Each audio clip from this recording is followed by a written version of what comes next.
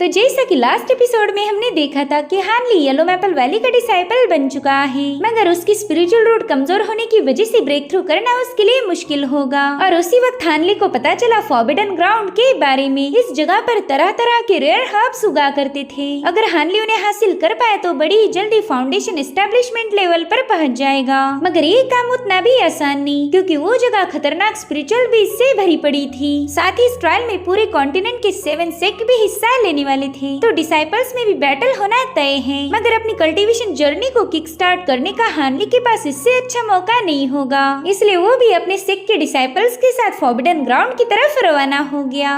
अब आगे तो इस एपिसोड की शुरुआत उसी सीन से होती है जहाँ पर सभी डिसाइपल्स फॉरबिडन ग्राउंड के ओपन होने का इंतजार कर रहे थे। तभी हानली की नजर पड़ी मिस हान पर, जिससे वो मार्केट में मिला था। अब वो दोनों एक दूसरे से बात कर पाए इससे पहले स्पिरिचुअल बीस्ट माउंटेन का एल्डर उन्हें घूरने लगा। तभी एल्डर जियांग हानली को बताने लगी कि ये बंदा थोड़ा सा टेढ़ा है। सिर्फ वही नहीं, यहाँ पर काफी सारे कल्टिवेटर ऐसे हैं कि जो ची कंडेंसेशन वाले बंदों को परेशान करना पसंद करते हैं। ये फेंग्यून तो सबसे ज्यादा बेरहम है, और वो जो बंदा सांपों को यूज करके लोगों को डरा रहा है, उसने खुद के फायदे के लिए अपनी पूरी फैमिली को ही खत्म किया था। तब तक वहाँ पर मास्क मून सेक्ट के लीडर नी चांग अपने डिसाइपल्स के साथ पहुँच गई। वेल ये सेक्ट सबसे ज्यादा मिस्टीरियस और टफ था। तभी हानली उन डिसाइपल्स में एक बंदी को देखता है जो कि इमॉर्टल असेंशन असेंबली में एक एल्डर थी, मगर आज वो यहाँ पर एक मामूली सी कल्टीवेटर बन के आई है। भले ये बात रूल्स के खिलाफ थी, मगर हानली ने इस बात का एल्डर जियांग के सामने बिल्कुल भी जिक्र नहीं किया। अब अगले ही दिन 7 सेक्ट के एल्डर्स अपनी पावर्स को कंबाइन करते हुए ब्लड फॉरबिडन ग्राउंड को ओपन कर देते हैं। वो एरिया ओपन होते ही सभी डिसाइपल्स बड़ी ही तेजी से उसमें दाखिल होने लगे, लेकिन हानली को किसी बात की कोई जल्दी नहीं थी। वो पोर्टल में एंटर करते ही खुद को समझाता है कि उसने सोच समझकर सारी प्लानिंग करनी है। साथ ही साथ वो किसी से बेवजह पंगे नहीं लेना चाहता था। हानली अब ड्रैगन पॉन्ड के इलाके में पहुंच गया। वहाँ जाते ही वो कुछ हर्ब्स कलेक्ट करना शुरू कर देता है, मगर तभी उसे किसी के आने की आहट हुई, इसलिए हानली तुरंत ही छुप गया। हानली देखता है कि वो बंदा ग्रास कलेक्ट करने में बिजी है, और तभी स्पिरिचुअल बीस्ट माउंटेन के 2 disciples poisonous cold ice toad से उस बंदे को वहीं पर खत्म कर देते हैं। हानली उनकी बातों से ही समझ गया कि ये लोग स्पिरिचुअल बीस्ट माउंटेन से बिलोंग नहीं करते, ये तो बस कोई पेशेवर कातिल थे। अब थोड़ी देर उस फॉरबिडन ग्राउंड को एक्सप्लोर करते हुए हानली को कई सारे कल्टीवेटर्स की लाशें मिल गई, जिससे वो कंफर्म हो चुका था कि ये जगह बहुत ही ज्यादा खतरनाक है। साथ ही साथ एक कल्टीवेटर के पास से हानली को सिल्क थ्रेड का ट्रेजर मिल गया, जो कि उसे इस जर्नी में काफी ज्यादा काम आएगा।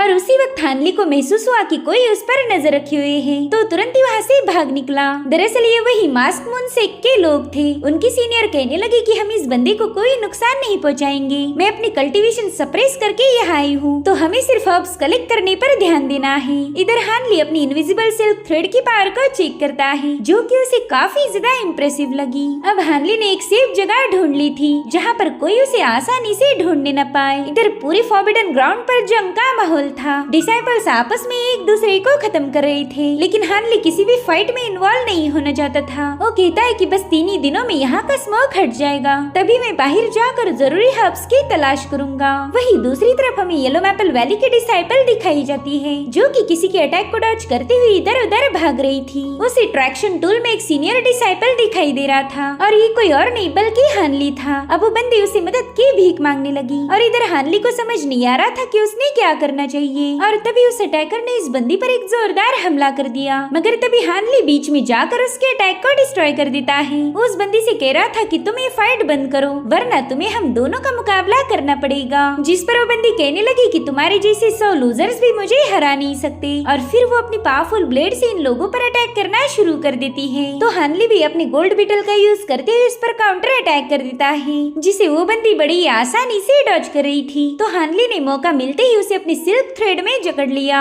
उसे लग रहा था कि अब वो बंदी कंट्रोल में आएगी, लेकिन ऐसा नहीं होता। उसने तो अपनी पावर्स का यूज करते हुए इन सारे थ्रेड्स को डिस्ट्रॉय कर दिया। अब वो हानली पर अटैक करने के लिए आगे बढ़ी रही थी कि तभी हानली एक बार फिर से उस पर हमला कर देता है। हालांकि उस बंदी ने अजूर मिरर को एक्टिवेट किया, जो कि उन सारे गोल्ड बीटल्स को होल्ड करने लगी। तो हानली अपनी सोड और दूसरी बंदी अपनी फायर पावर का यूज करके अजूर मिरर को ब्रेक कर देते हैं। इन दोनों की पावर की वजह से वो बंदी काफी पीछे ढकेली गई थी। तब तक हानली हानली एक बार फिर से उस पर अपनी गोल्ड बीटल रिलीज कर देता है, मगर उस बंदी ने क्रिस्टल बॉल का यूज करते हुए अपने आसपास बहुत ही स्ट्रॉन्ग शील्ड बना दी। उस शील्ड के सामने तो हानली की गोल्ड बीटल भी फीके पड़ गए थे। वो लड़की कहती चलो अब अटैक करने की बारी मेरी है, मगर तभी पीछे से उस पर हमला हो गया। वेली अटैक किया था फेंग्यून नाम के बंदे ने, जो कि हेवनली इंपीरियर फोर्टिस सेक्ट का डिसाइपल था। अब फेंग्यू उस बंदी का ट्रेजर कलेक्ट कर पाई इससे पहले हानली ने उस पर फायर अटैक करके उस क्रिस्टल बॉल को हासिल कर लिया। ये देखकर तो फेंग्यू काफी ज्यादा भड़क गया था, तो अब वो भी अपनी फ्लाइंग स्वॉर्ड से इन लोगों पर हमला करना शुरू कर देता है, जिसमें हानली की जूनियर डिसाइपल एक ही सेकंड में मारी गई। जो देखकर हानली ने भी अपनी गोल्ड बीटल का यूज करते उस बंदे के साथ फाइट बैक शुरू कर दी, जिसे वो बंदा येलो पैरासॉल का यूज करके काउंटर करने लगा। वेली अम्ब्रेला एक बेहतरीन शील्ड के साथ साथ पावरफुल स्वॉर्ड जैसा भी काम करती थी।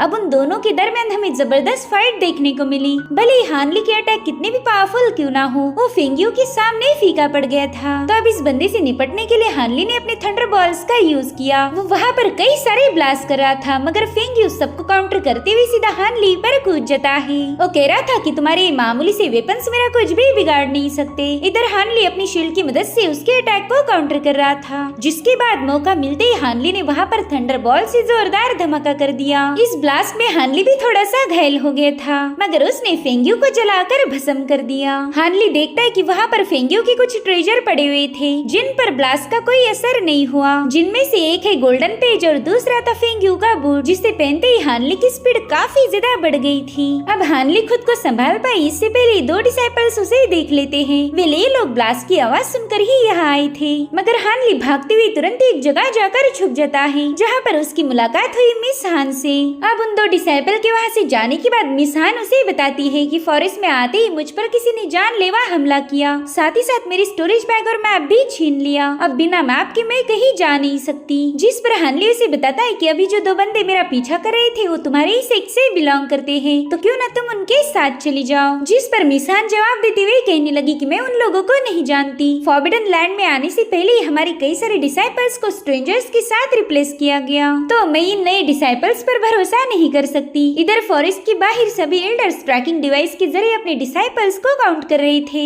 एल्डरली कहते कि पिछली बार हमारे इतने सारे डिसाइपल्स मारे नहीं गए थे, जरूर अंदर कोई गड़बड़ होगी। इधर हानली मिस हान को लेकर हब्स की तलाश में निकल चुका था। वो कहता है कि ये जगह बहुत ही ज्यादा खतरनाक है, तो फिर तुम यहाँ पर क्यों आई? जिस पर मिस हान बताती है कि मेरे पेरेंट्स की मौत के बाद मेरे पास बस मेरा भाई बचा है, मगर कुछ दिनों पहले वो भी बुरी तरह से घायल हो गया। उसे हील करने के लिए मुझे सन डिवाइन फ्लावर की जरूरत है, और वो रेयर हब सिर्फ इसी ग्राउंड पर मिल सकता है, इसलिए मुझे यहाँ पर आना पड़ा। जिस पर हानली कहता है कि ये हब हमें फॉरेस्ट की सेंटर में मिलेगा, और थोड़ी देर में ये लोग सेंटर के पास पहुँच जाते हैं, लेकिन जोंगो नाम के बंदे ने इनका रास्ता ब्लॉक कर दिया। मिस हान हानली को बताती है कि बंदा काफी ज्यादा चालाक है, हमने इससे बिल्कुल भी उलझना नहीं चाहिए। मगर हानली को तो कुछ भी करके फॉरेस्ट के सेंटर में जाना ही था। तब तक जोंगो की खतरनाक पाइथन हानली पर अटैक करना शुरू कर देते हैं। हानली की स्लैश अटैक्स का भी उन पर कोई असर नहीं हो रहा था, तो हानली अपनी इनविजिबल सिल्वर थ्रेड को स्प्रेड करते हुए हवा में फ्लोट करने लगता है, जो देखकर पाइथन भी उसके पीछे आ गए। मगर इससे पहले कि वो स्नेक्स हानली पर अटैक कर पाए, वो बड़ी ही तेजी से नीचे आ जाता है। साथ ही साथ उसने काफी कूल अंदाज में उन सांपों के भी टुकड़े टुकड़े कर दिए थे,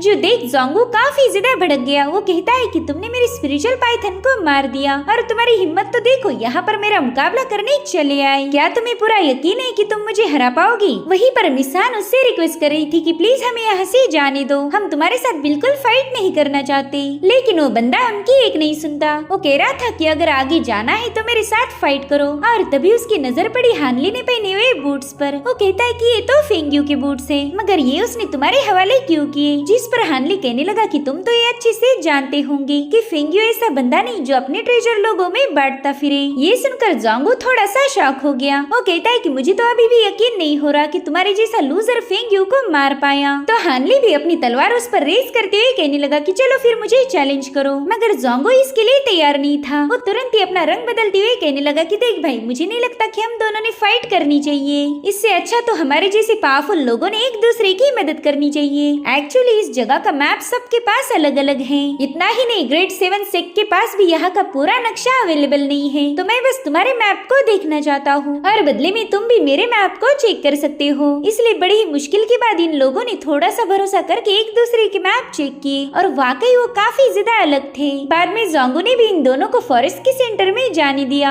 हालांकि इन दोनों को अभी भी जोंगू पर यकीन नहीं था। उन्हें पता था कि ये बंदा हमें ऐसे ही जिंदा नहीं छोड़ेगा। इधर मास्क मून सेक की बंदी अपने डिसाइपल्स के साथ एक केव में पहुंच गई थी। वो सबको आगाह करती है कि यहाँ पर जेड क्रोकोडाइल से उन्होंने पिछली बार हमारे सेक के कई सारे डिसाइपल्स को खत्म किया था। तो ये सभी लोग ग्रुप्स बनाकर स्प्लिट हो जाते हैं और उनकी सीनियर सीधा हब के पास पहुंच गई। लेकिन हब को कलेक्ट करते ही उन पर क्रोकोडाइल्स ने अटैक करना शुरू कर दिए। इनके स्लैश अटैक इतने पावरफुल नहीं थे कि उन क्रोकोडाइल को रोक पाए। तो बंदी अपने ब्रेसलेट का यूज करते हुए इन दोनों क्रोकोडाइल्स को खत्म कर देती है। उसका ये आर्टिफैक्ट काफी ज्यादा पावरफुल था। वही दूसरी तरफ जोंगू अपने साथियों को हानली और मिस हान के बारे में बताने लगा। वो कहता है कि येलो मैपल वैली का वो डिसाइपल काफी ज्यादा इंटरेस्टिंग है और मैं अच्छे से जानता हूँ कि वो लोग सन डिवाइन फ्लावर केव की तरफ गए होंगे। तो तुम लोग जल्दी से वहाँ जाकर उनका काम तमाम कर देना। इधर हानली बस सन एंड मून बीड का इंतजार कर रहा था और तभी वो बीड वहाँ से गुजर जाता है। दरअसल इस बीड को मास्क मून सेक के एक्सपर्ट्स ने बनाया था, जिसका यूज करके वो लोग इस फॉरेस्ट में मौजूद मिस्ट को गायब कर सकते हैं।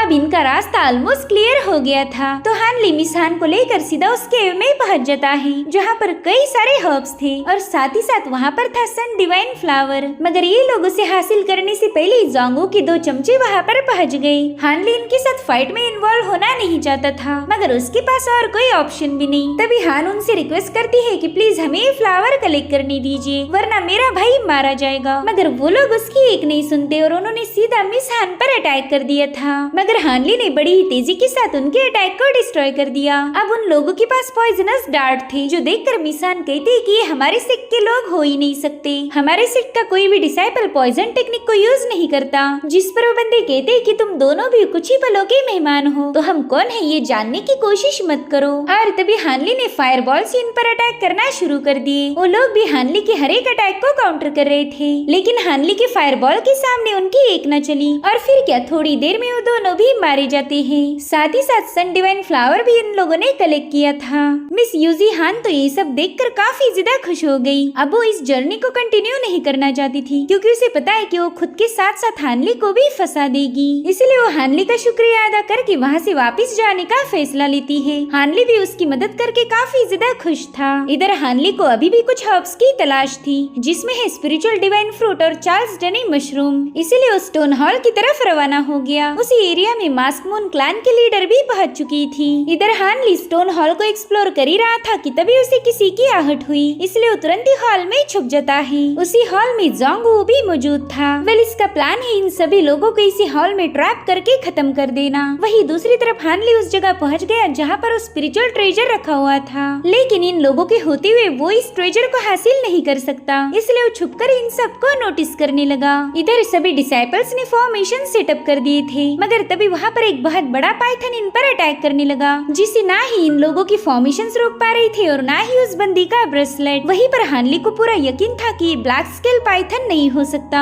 इसी वजह से तो ये लोग इसे आसानी से मार नहीं पा रहे। तब तक उस एरिया के पास जोंगू भी पहुंच जाता है। वो एक टेलिस्मान के जरिए उस एरिया को पूरी तरह से सील कर चुका था, ताकि ये लोग बाहर ही ना आ पाए। वही दूसरी तरफ वो बंदी अपने डिसाइपल्स को बता रही थी कि ब्लैक स्केल पाइथन नहीं बल्कि ब्लैक ड्रैगन है, हमें इससे बच के रहना होगा। और तभी वो ब्लैक ड्रैगन इन पर अटैक करना शुरू कर देता है, जो कि इतना ज्यादा खतरनाक था कि इनकी शील्ड भी तुरंत ही ब्रेक हो गई। साथ ही उस ड्रैगन के अटैक में मास्क मून सेक के कई सारे डिसाइपल्स मारे गए, लेकिन उस ड्रैगन ने एक काम अच्छा किया था कि डिसाइपल्स को मारने के चक्कर में वो वहाँ लगा सील भी हटा देता है। अब वहाँ पर बस वो बंदी ही जिंदा बची थी, तो ब्लैक ड्रैगन ने उसका पीछा करना शुरू कर दिया। उस ड्रैगन से बचते हुए वो बंदी हानली को भी देख लेती है। वो उससे कह रही थी कि जल्दी से बाहर आकर मेरी मदद करो, वरना बाद में तुम भी मारे जाओगी। और तभी वो वहाँ के पेड़ों से टकराकर नीचे गिर गई। ब्लैक ड्रैगन उसे मारने के काफी ज्यादा करीब था, मगर तभी हानली अपनी शील्ड का यूज करते उस ड्रैगन को रोकने लगा, जिसके बाद वो गोल्ड बीटल का यूज करते उस पर हमले करना शुरू कर देता है। मगर उस ड्रैगन की स्किन काफी ज्यादा टफ थी, जिसके चलते हानली उसे घायल नहीं कर पाया। तो अभी दोनों भी वहाँ से भागना शुरू करते हैं। ड्रैगन पर इनके कोई अटैक काम नहीं कर रहे थे। तो फाइनली हानली ने अपनी गोल्ड बीटल का यूज करते हुए वहाँ के एक बहुत बड़े स्टोन पिलर को उसके ऊपर गिरा दिया, जिसके चलते वो ड्रैगन वहीं पर बेहोश हो गया था। और ये सब देखकर वो सीनियर भी हानली से काफी ज्यादा इम्प्रेस हो गई। मगर थोड़ी देर में वो ड्रैगन स्टोन पिलर को हटाने लगा, जो देख हानली उससे कहता है कि तुम बस थोड़ी देर इसे रोक के रखो, तब तक मैं अपने एक स्पेशल टेलिस्मान को एक्टिवेट करता हूँ। अब वो यहाँ से वहाँ भागते हुए एक सेफ जगह ढूंढने लगा। वही दूसरी तरफ तरफ वो बंदी अपने ट्रेजर का यूज करके उस ड्रैगन को ट्रैप कर देती है। इधर हानली अपने टैलिस्मान के जरिए गोल्डन ब्रिक को एक्टिवेट कर देता है, मगर उस टैलिस्मान का यूज करने के लिए ढेर सारी स्पिरिचुअल पावर की जरूरत थी, तो हानली चाहकर भी उसे एक्टिवेट नहीं कर पा रहा था। इधर उस बंदी की ताकत भी उस ड्रैगन के सामने फीकी पड़ गई, जिसके चलते वो आजाद हो गया था। अब वो ब्लैक ड्रैगन उस बंदी पर फाइनल अटैक करने के लिए उसके सामने पहुंच गया, मगर तब तक हानली ने अपना काम कर दिया। उसकी गोल्डन ब्रिक बड़ी तेजी से आकर उस ब्लैक ड्रैगन को एक ही हिट में खत्म कर देती है। साथ ही साथ वो टैलिस्मान भी अपना काम पूरा करके हानली के पास आ जाता है। इधर उस मास्क वाली बंदी उस ड्रैगन की सोल और अपना ब्रेसलेट कलेक्ट कर लेती है। वो कह रही थी कि ये ड्रैगन अब तुम्हारा है, जिस पर हानली जवाब देते हुए कहने लगा कि इस ड्रैगन की खाल आर्मर बनाने के लिए एक बहुत ही अच्छा मटेरियल साबित होगी। तो बंदी ड्रैगन बॉडी के और भी यूजेस हानली को बताने लगी। वो कह रही थी कि तुम इसके हॉर्न्स और क्लॉस से मैजिकल टूल बना सकते हो। इसका ब्लड भी एलिक्सर्स की रिफाइनिंग के लिए सबसे बेस्ट है। तो हानली तुरंत ही उस ब्लैक ड्रैगन पर एक कट मार देता है। उसके अंदर उसे एक कोर मिली थी। तो हानली उस बंदी से पूछने लगा कि आखिर ये क्या है? मेरे ख्याल से इसकी ये डिमोनिक कोर होगी। तो बंदी तुरंत ही जाकर उस कोर को चेक करने लगी, लेकिन जब तक वो समझ पाए कि ये क्या है, तब तक वो कोर वहाँ पर अपनी पावर्स रिलीज कर चुकी थी। ये दोनों भी उस कोर की चपेट में आ गए। इन्हें एक अजीब सी फीलिंग महसूस होने लगी थी, जिसके बाद अचानक से ये दोनों एक दूसरे को किस करने लगे। इनका खुद पर कोई कंट्रोल था ही नहीं और फाइनली ये दोनों इंटीमेट हो जाते हैं। कुछ घंटों बाद जब हानली की नींद खुली तो तुरंत ही अपने कपड़े पहन लेता है। उसे समझ नहीं आ रहा था कि उसने ये सब क्या कर दिया।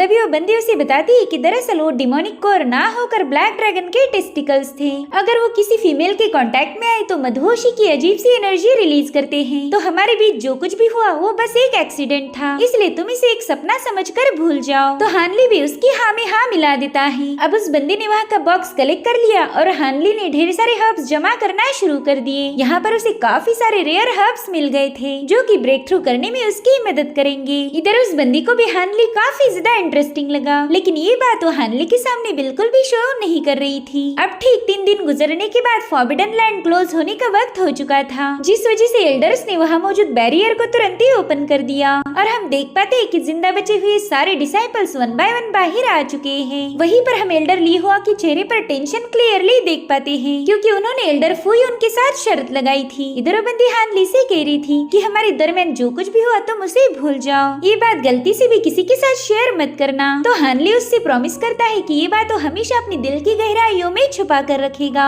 और अगर फ्यूचर में ये बंदी कभी भी किसी मुश्किल में फंस गई तो जरूर से उसकी मदद करेगा। हालांकि वो बंदी कह रही थी कि तुम एक ची कंडेंसेशन के बंदे हो, भला तुम मुझे क्या ही प्रोटेक्ट करोगे? बेहतर होगा कि तुम खुद ही इस बेरहम दुनिया में सरवाइव करने की कोशिश करो। अब वो ऐसी जा ही रही थी कि तभी हानली ने उससे उसका नाम पूछा, लेकिन वो अपना नाम बताए बिना ही वहाँ से फ्लाई करने लगी, जो देख हानली को थोड़ा सा बुरा लग रहा था। और तभी उसे उस लड़की की आवाज आई। वो कह रही थी कि मेरा नाम है नानगोंग वान, जो सुनकर हानली के फेस पर एक प्यारी सी स्माइल आ गई। इधर ये सभी एल्डर्स बाकी बचे हुए डिसाइपल्स का वेट कर रहे थे। तभी नानगोंग पोर्टल से बाहर आ जाती है, मगर उसकी सीनियर अपनी बंदी को जिंदा देखकर ज्यादा खुश नहीं हुई। वहीं पर एल्डर फुयून एल्डर ली हुआ को चिढ़ाते हुए कहने लगे कि शायद आज मेरे दोस्त का दिन कुछ ज्यादा ही खराब है, मगर एल्डर ली उससे कहते हैं कि इतनी जल्दी खुशियाँ मत मनाओ, अभी भी पोर्टल क्लोज होने में थोड़ा वक्त बाकी बचा है। और तभी एकदम लास्ट मोमेंट पर हानली उस पोर्टल से बाहर आ गया। वो तो बस मास्क मून सेक्ट की कैरेज को ही देखे जा रहा था, क्योंकि वो नानगोंग को ठीक से अलविदा नहीं कह पाया। तभी एल्डर ली हुआ हानली से कहने लगी कि चलो चलो जल्दी से तुमने जो भी लाया है वो हमें शो करो। तो हानली भी अपनी स्टोरेज बैग खाली करना शुरू कर देता है। उस अकेले ने ही इतने सारे रेयर हर्ब लाए थे जो कि पूरे के पूरे 7 सेक्ट के डिसाइपल भी कलेक्ट नहीं कर पाए, जिन्हें देखते ही एल्डर ली हुआ ने खुश होकर जोर जोर से हंसना शुरू कर दिया। वो एल्डर फुयून से कहते हैं कि अब तो इन्हें काउंट करने की भी जरूरत नहीं है,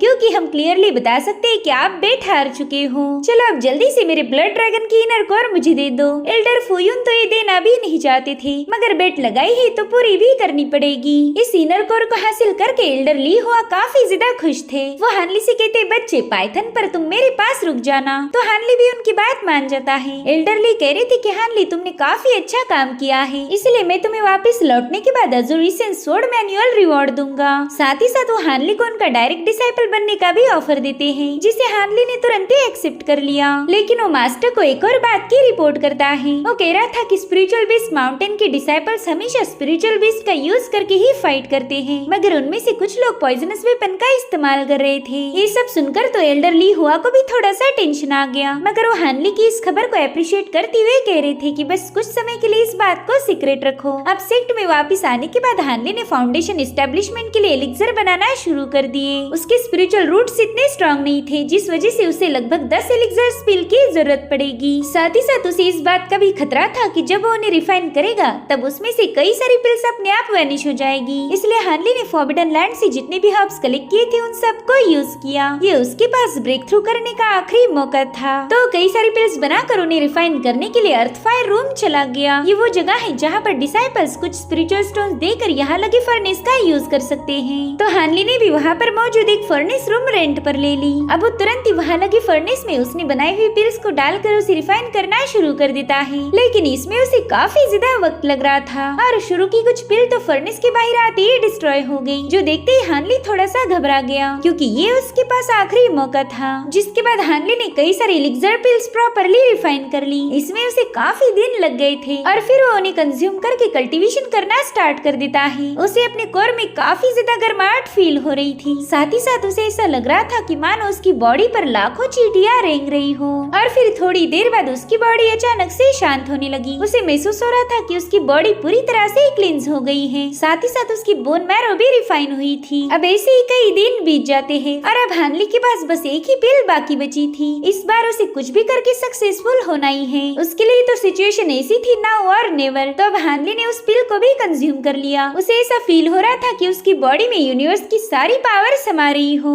और तभी एक पावरफुल वेव उसकी बॉडी से रिलीज हो जाती है, जिससे तो वहाँ मौजूद गार्ड भी थोड़ा सा डर गया था। इधर हानली ने फाइनली फाउंडेशन एस्टेब्लिशमेंट लेवल पर ब्रेक थ्रू कर लिया था, मगर अचानक से ही हानली बेहोश हो गया। वो काफी दिनों से एक ही जगह पर बैठा हुआ था। साथ ही साथ उसने काफी सारे पिल कंज्यूम करने की वजह से उसकी स्पिरिचुअल एनर्जी भी लीक होने लगी थी। तो जल्दी से अज़ूर एसेंस मैनुअल को बाहर निकाल कर उसकी कल्टीवेशन मेथड का यूज करने लगा। सिर्फ यही एक ऐसी मेथड है जिसका यूज करके बॉडी में स्पिरिचुअल एनर्जी का सप्लाई तेजी से हो सकता था। तो हानली उस मैनुअल को स्टडी करते हुए उसकी चारों लेवल को मास्टर कर लेता है। उसके ऐसा करते ही उसकी खोई हुई सारी एनर्जी वापस हासिल हो चुकी थी। अब हानली तुरंत ही उस फायर रूम से सीधे अपने सेक्ट में वापस चला गया। तभी उसकी मुलाकात हुई एल्डर वू से। वो कह रही थी, हानली आज के बाद तुम मुझे एल्डर नहीं बल्कि बड़े भाई बुलाओगे। तुमने तो बड़ी ही जल्दी फाउंडेशन एस्टेब्लिशमेंट लेवल पर ब्रेक थ्रू किया, साथ ही साथ मास्टर ली हो कि भी तुम डिसाइपल बने हो। मगर हानली कभी खुद क्रेडिट नहीं लेता। वो कहता है, बड़े भाई मेरी बस किस्मत अच्छी थी इसलिए ये सब हो पाया, लेकिन मेरी स्किल्स अभी भी वीक है। मैंने बस अज़ूर सोर्ड मैनुअल के 4 लेवल ही मास्टर किए हैं। जिस पर एल्डर वो बता रहे थे कि अज़ूर सोर्ड मैनुअल खासकर इमॉर्टल्स का बुक है। आमतौर पर हमारे डिसाइपल बस इसके 3 लेवल तक ही सीखते हैं, क्योंकि चौथी लेवल तुम्हारी बॉडी की स्पिरिचुअल एनर्जी को ड्रेन करेगी। साथ ही साथ वो मैनुअल कंप्लीट भी नहीं है, उसका आधा हिस्सा मिसिंग था। अगर वो आधा हिस्सा तुम्हें मिल जाए तो तुम्हारी पावर्स बाकी डिसाइपल के मुकाबले काफी ज्यादा बेहतरीन होगी। तो हानली सीनियर वो की गाइडेंस के लिए उनका शुक्रिया अदा करके सीधे सेक्ट लीडर के पास पहुंच गया। सेक्ट लीडर तो हानली की बहुत ज्यादा तारीफ कर रहे थे। वो कहते हैं कि तुमने फॉरबिडन ग्राउंड से सबसे ज्यादा हर्ब हासिल किए, साथ ही साथ तुम्हारे स्पिरिचुअल रूट कमजोर होकर भी तुमने फाउंडेशन बिल्ड किया। ऐसा मिराकल हजारों सालों में कोई एक बंदा ही कर पाता है। जिस पर हानली उनका शुक्रिया अदा करते हुए कहने लगा कि सीनियर मेरी तो बस किस्मत अच्छी थी। तो मास्टर हानली को कुछ फ्लैग्स देकर कहने लगे कि येलो मैपल वैली के फॉर्मेशन फ्लैग्स हैं। तुम कोई भी लोकेशन चूज करके वहाँ अपनी केव बना सकते हो और ये फ्लैग्स तुम्हारी केव को प्रोटेक्ट करेंगे। साथ ही एक अच्छी केव ढूंढने में स्पिरिचुअल बीस्ट काइलिन तुम्हारी मदद करेगा। तो हानली तुरंत ही अपनी केव ढूंढने निकल पड़ा और तभी एक बंदी हानली से बात करने पहुंच गई। उससे पूछ रही थी कि क्या तुमने लूफेंग को मारा था। दरअसल ये वही बंदी है जिसकी हानली ने इज्जत बचाई थी, मगर हानली इसके लिए साफ मना कर देता है। मिस चेन कहने लगी कि भले ही तुम इस बात को मानो या ना मानो, मैं अच्छे से जानती हूँ कि उस रात तुम्ही ने मेरी जान बचाई थी। वहीं दूसरी तरफ हम जो मोरेन जो कि हानली का फर्स्ट मास्टर था उसकी बेटी को देखते हैं, जो कि हानली को काफी ज्यादा मिस कर रही थी। हानली ने उससे प्रॉमिस किया था कि वो जल्दी वापस आएगा, मगर अभी तक हानली अपना वादा पूरा नहीं कर पाया। इधर हानली काइलिन नाम के चूहे को फॉलो करते हुए अपने नए घर की तलाश करने लगा। काइलिन ने उसके लिए एक बेस्ट केव ढूंढ के दी थी, जहाँ पर एक स्पिरिचुअल स्प्रिंग भी थी। ये अपने आप में ही एक बहुत रेयर बात है, इसलिए हानली काइलिन का लाड करते हुए इसे थैंक्स बोलने लगा। साथ ही साथ हानली ने वहाँ पर 2 फॉर्मेशन फ्लैग भी सेटअप किए थे। अब वो काइलिन को एक स्पिरिचुअल पिल खिलाकर वहाँ से भेज देता है, मगर उस चूहे ने उसे शो किया कि फ्लैग फॉर्मेशन किसी काम का नहीं। वो फ्लैग फॉर्मेशन तो एक चूहे को भी रोक नहीं सकते थे, तो भला एक इंसान को क्या ही रोकेगा। इसलिए हानली डिसाइड करता है कि वो मार्केट जाकर कोई अच्छा सा फॉर्मेशन परचेस करेगा ताकि वो अपनी केव को प्रोटेक्ट कर पाए। तो हानली बॉर्डर टाउन में पहुंच गया। वहाँ जाते ही तभी उसे पता चला कि यहाँ का एक शॉपकीपर बहुत ही बेहतरीन से फॉर्मेशन सेल करता है, मगर उसे मिलेनियम हब की तलाश थी और वो हब इतना ज्यादा रेयर है कि आज तक कोई भी उसकी ये डिमांड पूरी नहीं कर पाया।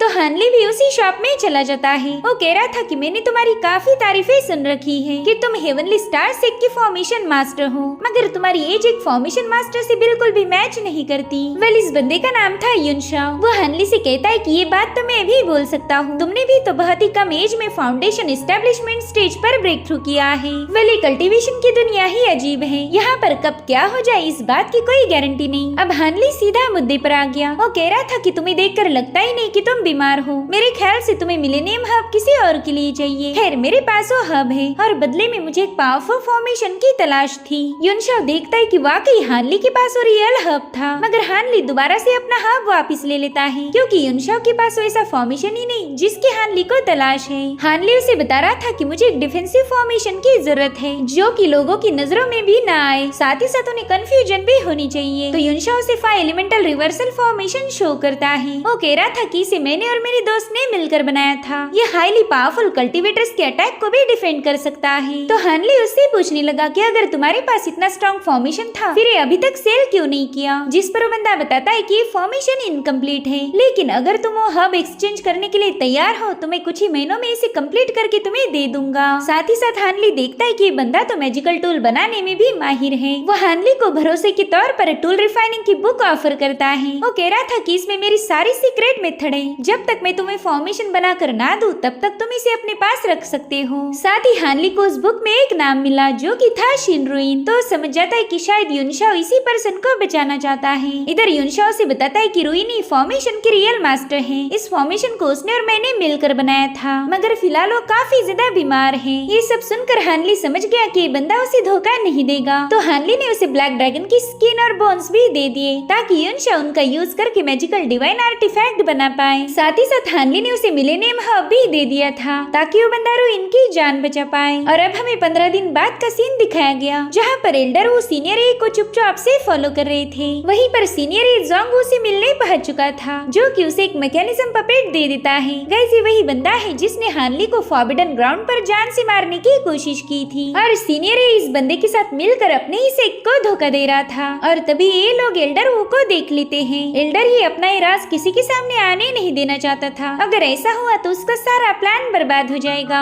इसलिए वो तुरंत ही अपने मैकेनिज्म के बने हुए लेपर्ड को उनके पीछे लगवा देता है। वही दूसरी तरफ हानली युनशाओ से मिलने पहुंच चुका था। युनशाओ ने ब्लैक ड्रैगन के बॉडी पार्ट से काफी सारे डिवाइन आर्टिफैक्ट प्रिपेयर कर लिए थे जो देख हानली काफी ज्यादा इम्प्रेस हो गया। साथ ही युनशाओ भी मिलेनियम हर्ब्स के लिए हानली को थैंक्स बोल रहा था क्योंकि फाइनली उसकी गर्लफ्रेंड की जान अब खतरे से बाहर थी। साथ ही वहाँ पर हानली को एक शील्ड टैलिस्मान भी मिल गया जो कि युनशाओ ने किसी और के लिए बनाया था, लेकिन वो बंदा कभी उसे वापस लेने आया ही नहीं। इसलिए युनशाओ ने वो शील्ड टैलिस्मान हानली को गिफ्ट किया। इस टैलिस्मान की मदद से वो फॉर्मेशन को रिचार्ज भी किया जा सकता था, जिसके बाद हानली ब्लैक ड्रैगन के क्लॉ और फिन से बने हुए आर्टिफैक्ट को बाहर निकाल लेता है जो कि एक डिवाइन विंड बोट थी। ये इतनी ज्यादा तेज थी कि हवा से भी बातें करे। तो हानली इसकी सवारी करके काफी ज्यादा खुश हो गया और उसी वक्त हानली को एल्डर ए के छोड़े हुए डिमोनिक पपेट नजर आए जो कि सीनियर वो का पीछा कर रहे थे। एल्डर ए उनसे कह रहा था कि अब तुझे सब कुछ पता चल चुका है तो तुझे मारने के अलावा मेरे पास और कोई चारा नहीं। सीनियर वो चाहकर भी इस पपेट के आर्मीज का अकेले मुकाबला नहीं कर सकता था और इसी दरमियान ये ने उस पर पावरफुल अटैक कर दिया। वो कहता है कि इतने सालों से तू मेरी आंखों में चुभ रहा था और आज फाइनली मुझे तुझे मारने का मौका भी मिल गया। जिस पर सीनियर वो कहने लगे कि मेरे जैसे नेक बंदे हमेशा तेरी आंखों में चुभते आए हैं। जो सुनते एल्डर ए ने सीनियर वो पर एक जोरदार अटैक कर दिया जिसमें वो बुरी तरह से घायल हो गए, मगर तभी हानली ऊपर से उन पपेट्स पर अटैक करना शुरू कर देता है। एल्डर ए तो हानली को देखकर काफी ज्यादा भड़क गया। वो कह रहा था अच्छा हुआ कि तू आज खुद ही यहाँ मरने के लिए चला आया। जिसके बाद वो हानली पर भी हमले करना शुरू कर देता है जिन्हें हानली जैसे तैसे डॉज करने लगा। वहीं पर सीनियर वो हानली से कहते कि तुम जल्दी से यहाँ से सेक लीडर के पास चले जाओ, उन्हें बता देना कि मास्टर ये गद्दार है। वो स्पिरिचुअल बीस्ट माउंटेन सेक के साथ मिलकर कुछ बड़ी प्लानिंग कर रहा है, मगर हानली सीनियर वो को अकेला छोड़कर जाना नहीं चाहता था।